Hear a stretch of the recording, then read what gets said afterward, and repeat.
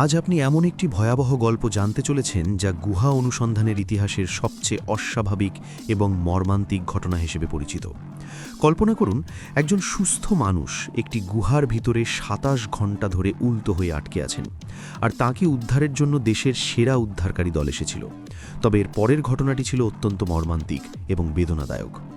আপনার মন যদি দুর্বল হয় তবে এখনই ভিডিওটি বন্ধ করে দিন। ২০০৯ সালের ২৪শে নভেম্বর আমেরিকার ইউটাতে থাকতেন ২৪ বছর বয়সী জন এডওয়ার্ড জনস। তিনি চাকরি থেকে ছুটি নিয়ে সোজা বাড়িতে ফেরেন। সেখানে পরিবারের সাথে মিলিত হবার পর সবাই মিলে ঠিক করেন এই ছুটিটা তারা একটু অন্যভাবে উদযাপন করবেন। তারা বিখ্যাত নাটিপাটি গুহা দেখতে যাওয়ার পরিকল্পনা করেন, আর এটাই ছিল তাদের জীবনের সবচেয়ে ভয়াবহ সিদ্ধান্ত। এই গুহাটির ভিতরে একটি অংশ রয়েছে যার নাম বার্থ ক্যানেল। এই অংশটি এতটাই সংকীর্ণ ছিল যে অভিজ্ঞ গুহাচারীরাও সেখানে প্রায় আটকে যেতেন।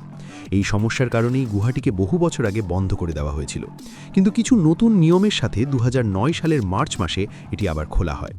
নিয়ম ছিল, গুহায় ঢুকতে হলে ২১ দিন আগে কর্তৃপক্ষ থেকে অনুমতি নিতে হবে এবং প্রতিটি দলের ২ জন এক্সপিরিয়েন্সড গুহারি থাকা বাধ্যতামূলক। জন এই গুহাতে প্রথমবার যাচ্ছিলেন ঠিকই, কিন্তু ছোটবেলায় ভাই যশের সঙ্গে তার গুহা অনুসন্ধানের অভিজ্ঞতাটাও ছিল।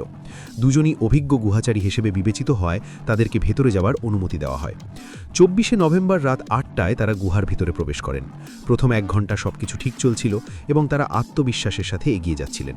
কিন্তু এরপর তারা একটি মানচিত্র দেখে সিদ্ধান্ত নেন যে তারা এই গুহার সবচেয়ে চ্যালেঞ্জিং অংশ বার্থ ক্যানেলে যাবেন, যা গুহার সবচেয়ে গভীর অংশে রয়েছে। জন এবং যশ দুজনই বার্থ ক্যানেলের ভেতরে ঢুকে যান, কিন্তু সেখানেই হয় সবচেয়ে মারাত্মক ভুল। জন এবং যশ যে পথে ঢুকেছিলেন সেটি আসলে বার্থ ক্যানেলের মূল পথ ছিল না। তারা আসলে ভুল করে ক্রস ক্রতে ঢুকে পড়েছিলেন, যার সম্পর্কে তাদের কোনো ধারণাই ছিল না। জন ১৫ ফুট এগিয়ে যান এবং এর মাঝে তাকে অনেক ছোট ছোট পাথরও পেরিয়ে আসতে হয়। জন যেহেতু শারীরিকভাবে একটু স্বাস্থ্যবান ছিলেন, তাই তিনি তার শরীরকে বিভিন্ন দিকে ঘুরিয়ে কাঁধ ও কোমর ভাঁজ করে এগিয়ে যাচ্ছিলেন। তিনি যত এগোচ্ছিলেন পথ তত বেশি সংকীর্ণ হতে শুরু করে। এখন আর তার পক্ষে ফিরে আসার কোনো উপায় ছিল না। তার মনে হচ্ছিল তিনি বার্থ ক্যানেলেই আছেন এবং তিনি মনে করছিলেন সামনেই একটু খোলা জায়গা আসবে যেখানে তিনি তার শরীর ঘুরিয়ে নিতে পারবে। তাই তিনি এগিয়ে যেতে থাকেন। এখানে পরিস্থিতি আরও খারাপ হয়। সেখানে একটি পাথরের স্তরের পাশ দিয়ে ৯০ ডিগ্রি বাঁক নিতে হতো। ঠিক তখনই জন দ্রুত গতিতে নিচে পড়তে শুরু করেন। তিনি কোনো মতে নিজের হাত দিয়ে নিজেকে থামানোর চেষ্টা করেন এবং জোরে চিৎকার করে ভাইয়ের উদ্দেশ্যে বলেন, জন, তুমি এদিকে এসো না, আমাকে অনুসরণ করো না। এরপর জন তার হেডল্যাম্পের আলোতে একটি গর্তের ঝলক দেখতে পান। জনের ভেতরে একটি আশা জেগে ওঠে, কিন্তু এটাই ছিল জনের জীবনের সবচেয়ে বড় এবং শেষ ভুল। তিনি এগিয়ে যান এবং নিজের মাথা সেই গর্তের মধ্যে ঢুকিয়ে দেন। তিনি যে টানেলে ছিলেন সেটি সম্পূর্ণ অপরিচিত। এটি ছিল গুহার সবচেয়ে শেষ এবং সংকীর্ণ পথ, যার ভেতরে কোনো খোলা জায়গা ছিল না। এই জায়গাটি ছিল মাত্র ১৮ বাই ১০ ইঞ্চি। জন উল্টো হয়ে পুরোপুরি ভেসে গেলেন। তার মাথা নিচে এবং পাও পড়েছিল। তিনি প্রায় ৭০ ডিগ্রি বাঁকানো অবস্থায় ছিলেন। তিনি নিজেকে ঠেলে ওপরে তোলার চেষ্টা করেন, কিন্তু কোনো লাভ হয় না।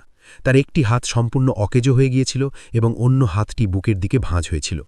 তিনি দেওয়াল ধরে নিজেকে ধাক্কা দেবার চেষ্টা করেন, কিন্তু বুঝতে পারেন তিনি আর বেরোতে পারবেন না। তিনি আবার যশকে ডাকতে শুরু করেন। যশ ততক্ষণে ক্রস করে পথ পেরিয়ে সেখানে পৌঁছে যান। যশ দেখেন জন একটি গর্তের মধ্যে ঢুকে গেছে, আর তার শরীরটা যেন গর্ত গিলে ফেলেছে। শুধুমাত্র জনের ২টি পা দেখা যাচ্ছে।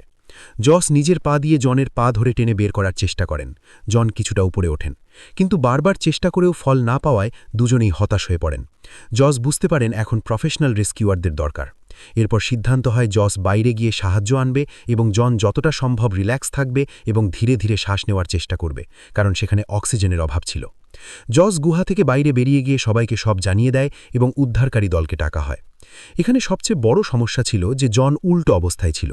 ডাক্তাররা তখন জানায় যে এমন উল্টো অবস্থানে কোনো সুস্থ মানুষ ৮ ঘন্টার বেশি বাঁচতে পারে না। এরপরেই শরীরের অঙ্গপ্রত্যঙ্গ বিকল হতে শুরু করবে। জনকে উদ্ধারের জন্য প্রথমে সুশি নামের একজন উদ্ধারকারী ভেতরে যান। তার উচ্চতা ছিল মাত্র ৫ ফুট ৩ ইঞ্চি। সুশি তার পায়ে দড়ি বেঁধে ভেতরে ঢুকেন যাতে তিনি ভেতরে আটকে না যান। রাত ১২:৩০টায় তিনি জনের কাছে পৌঁছন। জন তখন ৯ ঘন্টা ধরে আটকে ছিলেন। তাদের মধ্যে কথা হয়। জন তাকে দেখে খুবই খুশি হন এবং বলেন, হাই সুশি, ধন্যবাদ আসার জন্য, আমি সত্যিই এখান থেকে বেরোতে চাই।